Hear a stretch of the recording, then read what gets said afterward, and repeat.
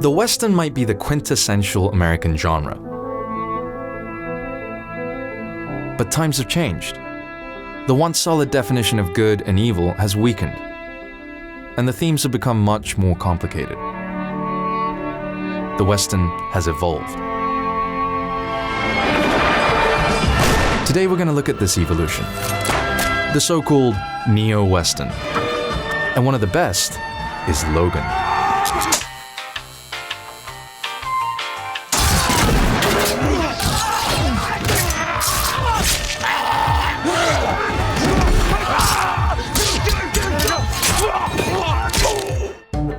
This is what is. Hit subscribe and click the bell if you want to join the Studio Binder posse the next time we ride out.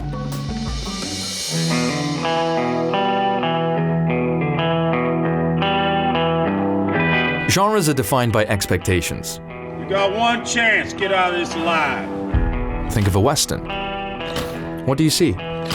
Landscapes like this. Outlaws and lawmen. You can't read the sign, Tannen. I presume you can read this. And the old-fashioned showdown.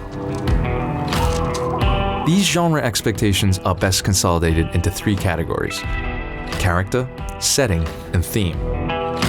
Logan answers all of the above. Let's see how it stacks as a perfect example of the neo-Western. He's a friend of mine. Friend with a big mouth. I hear that a lot. And you probably hear this too. Character. More than I'd like. The Western is a genre of archetypes. Concepts like good and evil are clearly defined and understood. It's the job of the good guys to bring law and order to the untamed West. Protagonists that have to resort to frontier justice, or protagonists forced to answer calls to action despite their pacifism or indifference. But neo-Westerns flip this. Protagonists are often displaced, finding themselves in a world that clashes with their views on morality and justice. Loretta tells me you're quitting. How come you're doing that? I don't know.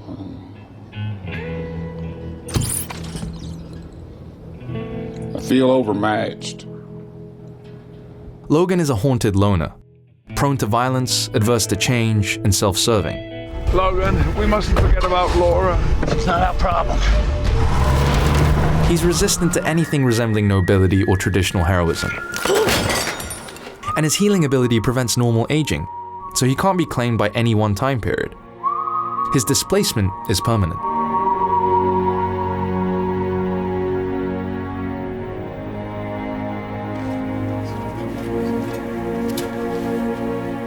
His name's Cain. He had a home Next, setting. along the countryside. The Western is a genre named after, and thus defined by, its location. I knew him well.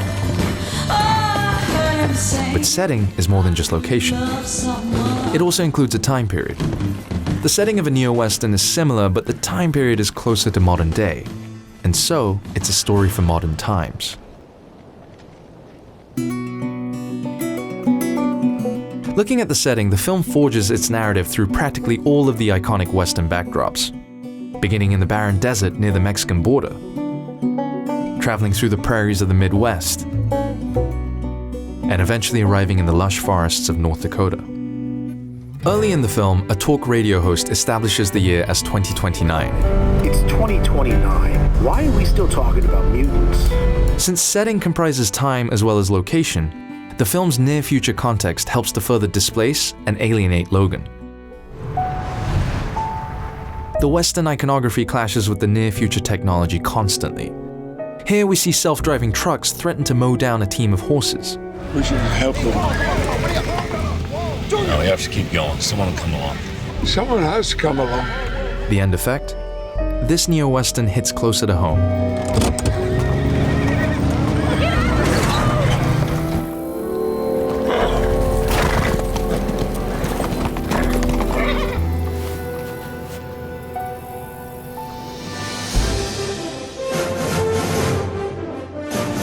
Which leads us to themes. Traditional westerns often examine the march of the frontier towards civilization. But the themes of the neo-western are often connected to displacement. It could be a displaced hero or traditional values in a post-western environment. Logan is about a man who has been unable to reconcile his place in the world. The western theme of a character being out of time is definitely present, and nearing the end of their life or relevance is unmistakable in Logan. That was my favorite mug. Stay out of my shit. Something's happening to you, Logan. On the inside, you're sick. I can smell it. Which brings us to one of its biggest themes: mortality. He is quintessentially out of time because his immortality transcends it. Every setting is strange because time is irrelevant to Logan.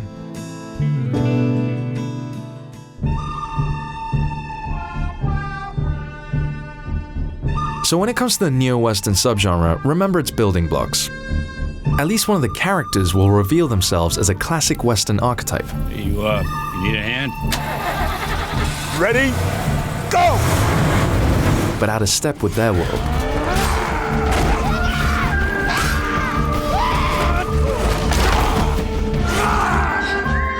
Their displacement will be made more obvious because of their relationship to the setting, which may resemble the traditional western, but will often have a modern twist.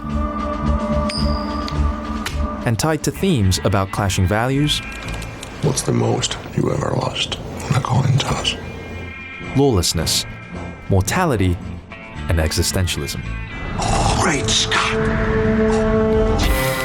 What's the most you ever lost on a coin toss? If you're going to tackle a genre movie, there are a number of elements you'll need to keep track of. Tag props and costumes in your breakdown. Create a mood board to collect location ideas. Heads in. Well done. Leave scene notes for your department heads. And that's where Studio Binder comes in. Don't put it in your pocket, sir. Don't put it in your pocket, it's your lucky quarter. What are your favorite neo-westerns? Are there outliers, exceptions, or whatabouts that you can think of?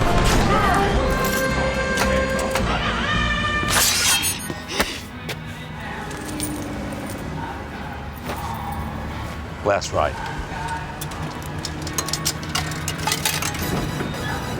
Welcome. Subscribe below and click the bell icon for notifications.